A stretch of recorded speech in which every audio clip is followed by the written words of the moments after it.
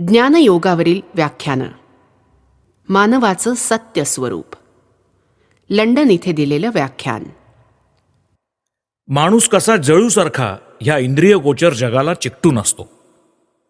त्यातील इंद्रियभोग्य नाना वस्तूंवर तो इतका आसक्त असतो की काहीही झालं तरी तो त्या सोडू इच्छित नाही.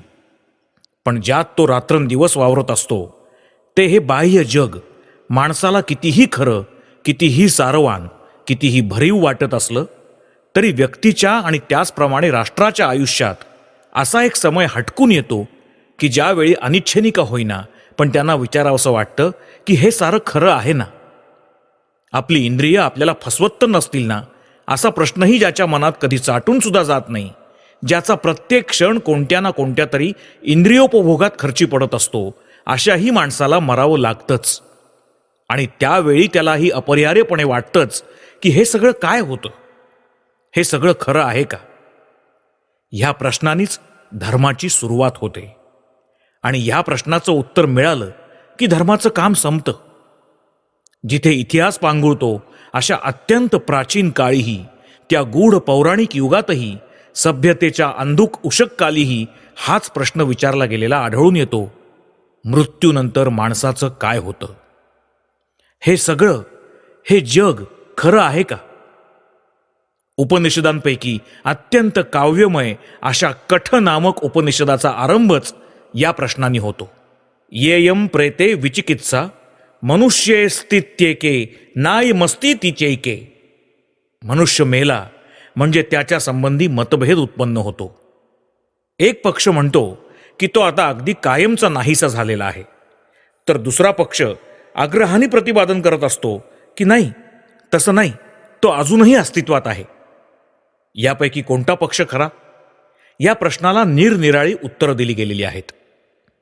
जगातील अध्यात्म, तत्वज्ञान आणि धर्म यांच्यावरचे सगळे ग्रंथ वस्तुतः याच प्रश्नाच्या निरनिराळ्या उत्तरांनी भरलेले आहेत. त्याचबरोबर अशांत, व्याकुळ चित्तांनी विचारलेल्या मृत्यूनंतर काय, या जगापलीकडे काय आहे, सत्य काय आहे, या प्रश्नांना उडवून देण्याचे, दडपून टाकण्याचे प्रयत्नही काही कमी झाले नाहीत. पण जगात जोवर मृत्यू राहील तोवर हा प्रश्न दडपून टाकण्याचे हे सगळे उपरे प्रयत्न सदा विफलच ठरतील. या जगाच्या पलीकडे काय आहे याची फिकीर करण्याच्या फंदात न पडता आमच्या सगळ्या आशा आणि आकांक्षा आम्ही जे समोर दिसतं त्यावरच खिळवून ठेवू, अशी वल्गना माणसानं खुशाल करावी. या इंद्रियगोचर जगापलीकडील कशाचाही विचार मनात येऊ न देण्याचा चंग त्यांनी खुशाल बांधावा. आणि बाह्य जगातील प्रत्येक गोष्ट कदाचित त्याला या शिवारातच गुंग राहण्यास मदतही करेल. समोर आहे त्याच्या पलीकडे आमची दृष्टी फैलू नये यासाठी सगळं जग खुशाल आपलं सामर्थ्य एकवटून झटत राहो. पण काय, जोपर्यंत माणसाला मरण येत राहणार तोपर्यंत हा प्रश्नही पुन्हा पुन्हा विचारला जाणार की ज्यांच्या इतकं खरं आम्हाला काहीच वाटत नाही, ज्यांच्या इतकं सार आम्हाला कशातच दिसत नाही, त्या ह्या आम्ही कवटाळून असलेल्या सगळ्या वस्तूंचा शेवट अखेर मृत्यूच ना. मृत्यू. सगळं जग एका क्षणात लोपून नाहीसं होतं. एखाद्या डोंगर कड्यावर उभं राहून समोर फाडून पसरलेल्या भयाण अथांग दरीत ओणवून बघताना व्हावी तशी मनाची स्थिती मृत्यूसमयी होते. कितीही कणखर असलं तरी ते मागे सरून विचारतच, हे सगळं, हे जग खरं का. एका बलवंत मनाच्या सगळ्या शक्ती एकवटून आयुष्यभर हळूहळू उभारलेल्या आशेचे सगळे मनोरे एका निमिषात कोसळून पार जमीनदोस्त होऊन जातात. ते खरे असतात का, या प्रश्नाला उत्तर मिळालंच पाहिजे. काळ कधीच त्या प्रश्नाची धार बोथट करू शकणार नाही. उलट जसजसा काळ लोटेल तसतसा तो प्रश्न अधिकच धारदार होत जाईल. आणि यानंतर म्हणजे सुखी होण्याची मानवाची ती इच्छा. सुखी होण्याच्या लालसेनी आपण जगामधील प्रत्येक वस्तूच्या मागे धावत असतो. ह्या इंद्रिय भोग्य बाह्य जगात वेड्यासारखे सैरावैरा पळत असतो. लाभत असलेल्या यशाची नशा चढलेल्या एखाद्या तरुणाला विचारा, हे जग खरं आहे, असंच तो ठासून सांगेल. त्याला खरोखरच तसं वाटत असतं. पण भाग्य आपल्याला कसं सारखं चकवत आलेलं आहे याचा उमज पडल्यावर म्हातारपणी कदाचित तेच राजश्री शून्याकडे बघत सुस्कारे टाकत म्हणतील, आयुष्य म्हणजे नुसता दैवाचा खेळ आहे बघा. त्याला अखेर कळून येतं की वासना तृप्त होत नसतात. तो कुणीकडेही जाओ, त्याच्या समोर एक चिरेबंदी भिंत उभी राहते. तिच्या पलीकडे जाणं त्याला शक्य नसतं. इंद्रियांनी घेतलेल्या प्रत्येक भोगाची प्रतिक्रिया ही ठेवलेलीच आहे. सगळं काही क्षणभंगूर आहे. उपभोग, दुःख, विलास, संपत्ती, सत्ता, दारिद्र्य, सगळंच्या सगळं नव्हे, खुद्द जीवन सुद्धा क्षणभंगूर आहे. यातून सुटण्याचे दोनच मार्ग मनुष्य जातीला मोकळे आहेत. पैकी पहिला म्हणजे शून्यवाद्यांसारखं मानणं की कशातच काही अर्थ नाही, सगळं शून्य आहे, आपल्याला काहीच कळत नाही. भविष्यकाळाविषयी म्हणा किंवा भूतकाळाविषयी म्हणा, आपल्याला कधीही काहीही कळणं शक्य नाही. इतकंच काय, पण वर्तमान काळाविषयीही आपल्याला कधीही काही कळणं शक्य नाही. कारण आपण हे लक्षात ठेवलं पाहिजे की जो भूतकाळ आणि भविष्यकाळ हे दोन्ही नाकबूल करून फक्त वर्तमान काळच कवटाळू इच्छितो, तो शुद्ध वेडा म्हणावा. ते शक्य असेल तर मग आई आणि बाप नाकबूल करून त्यांचं मूल मात्र अस्तित्वात आहे असंही का बरं म्हणता येऊ नये? हे देखील तितकंच तर्कसंगत ठरेल. भूतकाळ आणि भविष्यकाळ नाकबूल केल्यास वर्तमान काळही त्याबरोबरच अपरिहार्यपणे नाकबूल केला जातोच. असो, तर हा झाला शून्यवाद्यांचा पक्ष. पण मी अजून असा एकही इसम बघितलेला नाही की जो क्षणभरासाठी का होईना पण खराखुरा शून्यवादी बनू शकेल. वायफळ बडबड करणं अर्थात फार सोपं आहे, उचलली जीभ आणि लावली टाळ्याला. या उलट हा प्रश्न सोडवण्याचा प्रयत्न करणं, खरं काय आहे हे जाणून घेणं, या सतत बदलत्या आणि नश्वर जगात सत्य काय आहे हे शोधून काढणं, हा झाला दुसरा मार्ग. आपल्या या देहात भौतिक परमाणूंच्या या समुदायात सत्य म्हणून काही आहे का? मानवजातीच्या उभ्या इतिहासात सदा हाच शोध चालत असल्याचं आढळून येईल. अत्यंत प्राचीन काळी मानवाला पुष्कळदा ह्या सत्याचं ओझरतं दर्शन घडल्याचं दिसून येतं की त्या तेवढ्या प्राचीन काळी सुद्धा मानवाला या देहाच्या अंमळ पलीकडे जाऊन असं काहीतरी गवसलेलं होतं की जे या बाह्य देहाहून वेगळं आणि तरीही पुष्कळसं त्याच्याच सारखं, त्याच्यापेक्षा अधिक श्रेष्ठ, अधिक पूर्ण असून या बाह्य स्थूल देहाचा नाश झाला तरीही नष्ट होत नाही. मृत शरीर दग्ध करणाऱ्या अग्निदेवाला उद्देशून ऋग्वेदातील सूक्तात हा मंत्र आढळतो. ने अग्ने, त्याला आपल्या हातांनी हळुवार ने, त्याला सर्वांग सुंदर ज्योतिर्मय तनु प्रदान कर, आणि जिथे शोक नाही, जिथे त्याला फिरून मृत्यू येणार नाही, अशा पितृलोकी त्याला ने.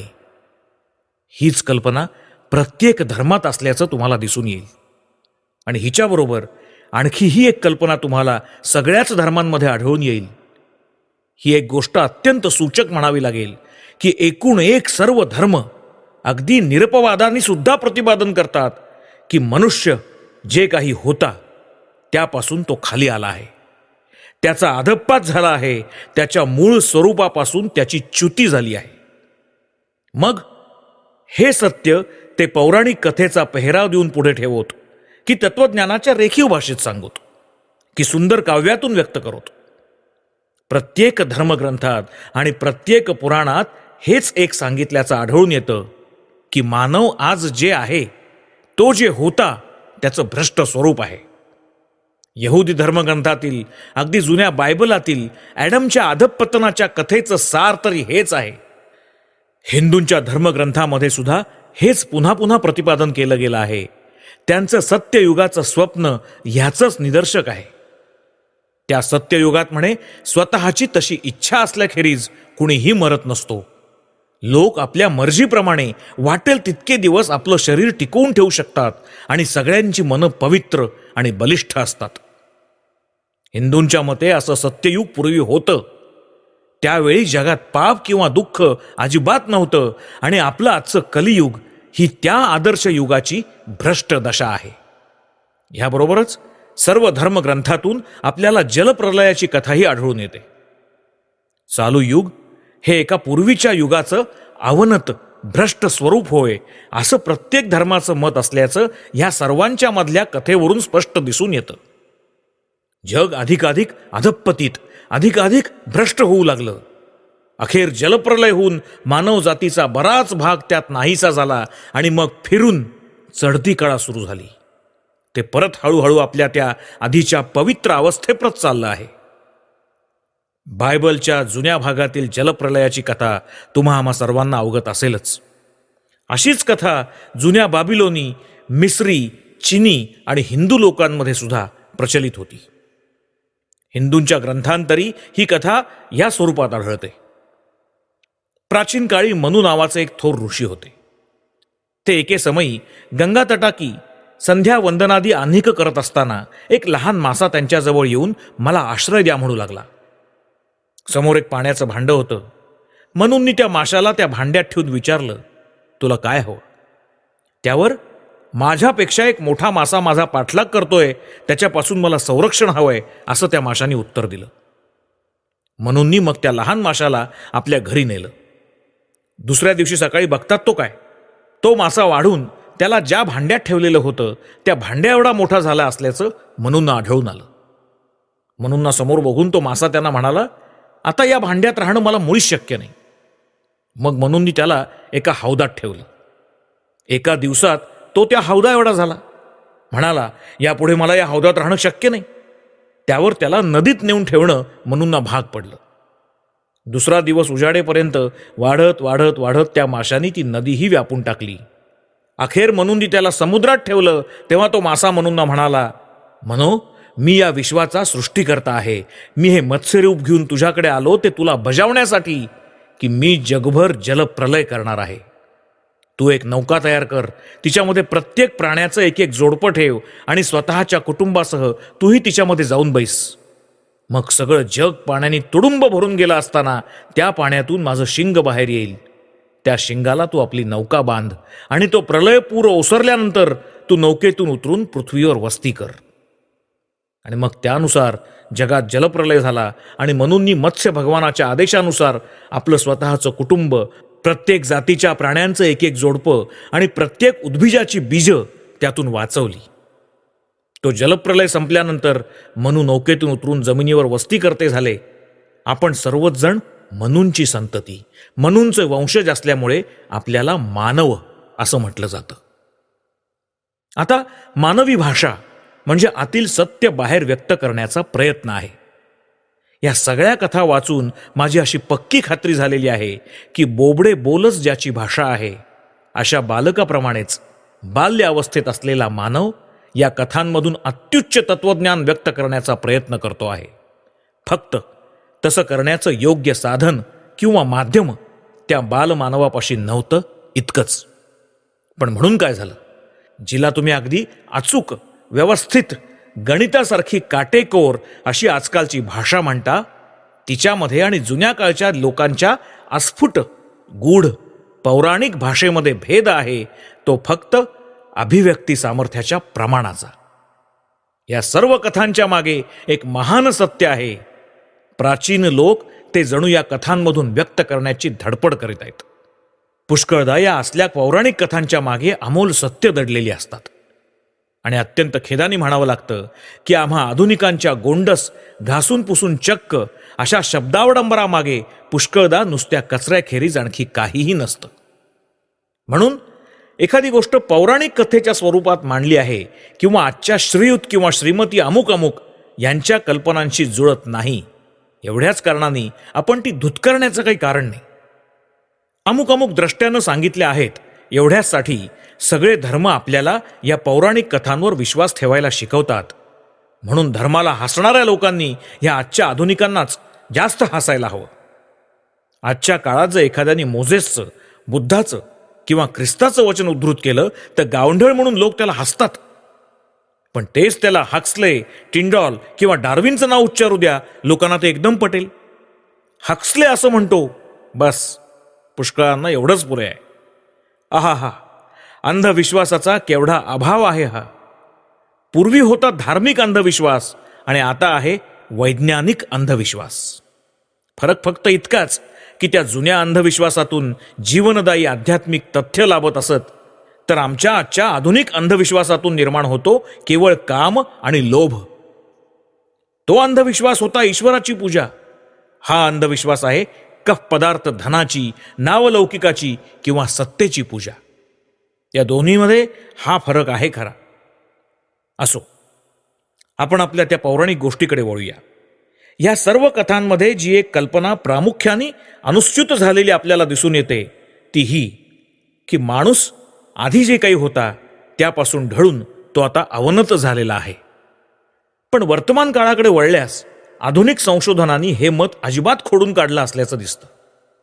क्रमविकासवादी ह्या म्हणण्याच्या अगदी विरुद्ध असलेले आपल्याला आढळून येतात. क्रमविकासवाद्यांच्या मतानुसार माणूस हा क्षुद्र, मांसल अशा एका विशिष्ट जीवाणूचा क्रमविकास होत होत निर्माण झालेला आहे. आणि म्हणून या मगाच्या पौराणिक गोष्टीमध्ये जे प्रतिपादन केलेलं आहे ते खरं असणं शक्य नाही. या दोन परस्पर विरोधी मतांचा समेट करण्याचं सामर्थ्य भारताच्या पुराणांमध्ये आहे. भारतीय पुराणांमध्ये कल्पांविषयी एक सिद्धांत आहे. त्या कल्पसिद्धांतानुसार कोणतीही प्रगती ही लाटेसारखी होत असते. लाट उठून वर जाते, खाली येते, फिरून वर जाते, फिरून खाली येते, पुन्हा वर जाते. अशा क्रमाने ती पुढे पुढे सरत असते. हिला चक्राकार गती म्हणता येईल. आधुनिक संशोधनानुसारही हे अगदी खरं आहे की माणूस हा कशाचा तरी केवळ क्रमविकास होऊनच निर्माण झाला असणं शक्य नाही. क्रमविकास म्हटला की त्याआधी क्रमसंकोचाची प्रक्रिया आलीच. आधुनिक विज्ञान तुम्हाला हेच सांगेल की एखाद्या यंत्रात तुम्ही आधी जेवढी शक्ती प्रविष्ट कराल तेवढ्याच प्रमाणात नंतर त्या यंत्राकडून तुम्हाला शक्ती मिळू शकेल. काही नाही मधून म्हणजेच असत मधून काहीतरी म्हणजेच सत निर्माण होणं कदापिही शक्य नाही. पूर्ण मानव, बुद्ध मानव, ख्रिस्त मानव जर एका विशिष्ट क्षुद्र मांसल जीवाणूचा क्रमविकास असेल तर मग तो पूर्ण मानव, तो बुद्ध, तो ख्रिस्त क्रमसंकुचित होऊन आधीचाच त्या जीवाणूत प्रविष्ट झालेला असायला हवा. तसं जर नसेल तर मग त्याचं हे लोकोत्तर विभूतिमत्व आलं तरी कुठून? काही नाही मधून काहीतरी उपजूच शकत नाही. त्या जुन्या धर्मग्रंथाचा आधुनिक ज्ञानाशी असा मेळ बसवणं ह्या कल्पसिद्धांताच्या मदतीने आपल्याला शक्य आहे. निरनिराळ्या अवस्थांमधून हळूहळू व्यक्त होत होत जी शक्ती अखेर पूर्ण मानवाच्या रूपाने प्रकट होते ती काही नाही मधून म्हणजेच शून्यातून किंवा असतामधून आलेले असणं शक्य नाही. ती कुठेतरी होतीच होती. आणि मागे जात जात तुम्ही जर एखाद्या विशिष्ट जंतू जीवाणूलाच या सगळ्याचा प्रारंभ ठरवत असाल तर त्या जंतू जीवाणूमध्ये ती शक्ती कशी ना कशी तरी समाविष्ट असलीच पाहिजे. अलीकडे ज्या एका प्रश्नावर चांगलंच रण माजत आहे तो असा आहे की ज्याला आपण देह म्हणतो तो पंचभूतांचा समुदायच आत्मा नामक किंवा विचार नामक शक्तीला जन्म देत असतो की विचारच या देहाला घडवत असतो. जगातील सर्व धर्म अर्थातच असं प्रतिपादन करतात की विचार नामक शक्तीच देह घडवत असते. देह कधी विचाराचं कारण असूच शकत नाही. पण अनेक आधुनिक तत्वज्ञांच्या मते आपण ज्याला विचार म्हणतो तो म्हणजे केवळ देह नामक यंत्राच्या निरनिराळ्या भागांच्या विशिष्ट जोडणीमधून निर्माण होत असतो. पण ह्या आधुनिक तत्वज्ञांचं म्हणणं ग्राह्य धरून आत्मा म्हणा की मन म्हणा किंवा आणखी काय वाटेल ते म्हणा, ह्या देहयंत्राचं कार्य आहे असं जर म्हटलं ते आपला देह आणि मेंदू बनवणाऱ्या जड परमाणूंच्या रासायनिक किंवा भौतिक संयोगातून निर्माण होत असतं असं मानलं तर मूळ प्रश्न तसाच राहून जातो. हे शरीर कोण घडवतो? कोणती शक्ती ह्या जड भौतिक परमाणूंना शरीराचा आकार देते? भोवतालच्या जडराशीतून आवश्यक ती सामग्री घेऊन तुमचं शरीर एक प्रकारचं तर माझं दुसऱ्याच प्रकारचं घडवणारी शक्ती कोणती? ही सगळी अनंत विविधता, हे इतके भेद कशामुळे होतात? आत्मा हा शरीरातील भौतिक परमाणूंच्या संयोगातून निर्माण होतो असं म्हणणं म्हणजे बाप मुलापासून जन्मतो असंच म्हणण्यासारखं आहे. जड परमाणूंचा हा संयोगच कसा झाला? कुणी कोणत्या शक्तीनं तो घडवून आणला? तुम्ही जर म्हणाल की दुसऱ्या कोणी एका शक्तीनं हा संयोग घडवून आणला आहे आणि जो आत्मा आता एका विशिष्ट जडद्रव्य राशीशी संयुक्त झालेला दिसतो आहे तो त्याच जड परमाणूंच्या संयोगाचं फल होय, तर ते काही आमच्या प्रश्नाचं उत्तर नव्हे. प्रचलित इतर सिद्धांतांशी विरोध न करता सर्वच नाही तरी निदान अधिकांश घटनांची जो सुसंगत उपपत्ती लावून दाखवतो तोच सिद्धांत आपण ग्रहण करायला हवा. सबब जडद्रव्य घेऊन त्यातून शरीर घडवणारी शक्ती आणि त्या शरीरातून व्यक्त होणारी शक्ती या दोन्ही एकच आहेत असं म्हणणंच तर्काला अधिक धरून होईल. आणि म्हणून जी विचाररूपी शक्ती किंवा मनशक्ती आपल्या शरीरामध्ये व्यक्त होत आहे ती केवळ ते शरीर घडवणाऱ्या जड परमाणूंच्या संयोगामधून उत्पन्न झाली असून तिला स्वतंत्र अस्तित्व नाही असं म्हणण्यात काहीच अर्थ नाही. शिवाय शक्ती कधी जडामधून उत्पन्न होऊ शकत नसते. उलट असं सप्रमाण सिद्ध करून दाखवणं शक्य आहे की आपण ज्याला जड म्हणतो त्याला मुळी अस्तित्वच नाही. जड ही शक्तीचीच केवळ एक विशिष्ट अवस्था आहे इतकंच. घनत्व, कठीणपणा, भरीवपणा इत्यादी जडाचे सर्वच गुणधर्म गतीमुळे निर्माण होत असतात असं सिद्ध करता येईल. द्रवपदार्थांना खूप जोरानं भोवऱ्यासारखी गती दिली तर त्यात घनपदार्थाची शक्ती निर्माण होते. हवेला जर प्रचंड वादळातल्यासारखी भोवऱ्याची गती दिली तर ती घनपदार्थासारखी होऊन घनपदार्थांना धडक देऊन त्यांना तोडू फोडू वाकवू शकते. कोळ्याच्या जाळ्याच्या एका तंतूला जर अत्यंत वेगानं गतिमान करता आलं तर तो लोखंडी साखळी इतका पक्का होऊन एखादं झाड सुद्धा छेदून जाऊ शकेल. या दृष्टीनं बघता आपण ज्याला जड म्हणतो ते अस्तित्वात नाही असं सिद्ध करणं त्या मानाने सोपं जाईल. आमच्या शरीरामध्ये ही जी शक्ती व्यक्त होत असते ती काय आहे? एवढं मात्र खरं की ती शक्ती काहीही असो ती जणू जड परमाणूंना घेऊन त्यातून मनुष्य शरीर आदी आकृती घडवत आहे. दुसरं कोणीही येऊन हे तुमचं माझं शरीर घडवत नाही. माझ्याकरता माझ्या ऐवजी आणखी कोणी जेवला असं कधी झालेलं नाही. माझं मलाच अन्न खावं लागतं, मलाच ते पचवावं लागतं आणि त्यातूनच माझं रक्त, माझं मांस, माझी हाडं हे सगळं माझं मलाच तयार करावं लागतं. ही गूढ अद्भुत शक्ती काय आहे? भूत भविष्यासंबंधीचा विचार पुष्कळांना भीतीदायक वाटतो. पुष्कळांना ते नुसतं अनुमान करत बसणं वाटतं. म्हणून आपण आता वर्तमानाचाच विचार करू.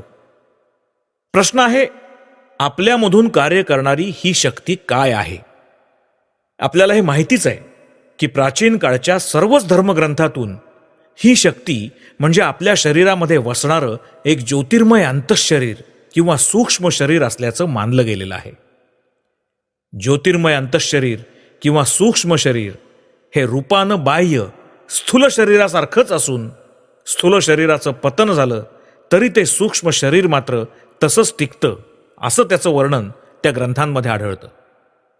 पण नंतरच्या काळात याबाबत यापेक्षा उच्च कल्पना उदयाला आलेली दिसते आणि ती अशी आहे की हे ज्योतिर्मय अंतःशरीर म्हणजे काही ती मूलभूत शक्ती किंवा सत्ता नव्हे.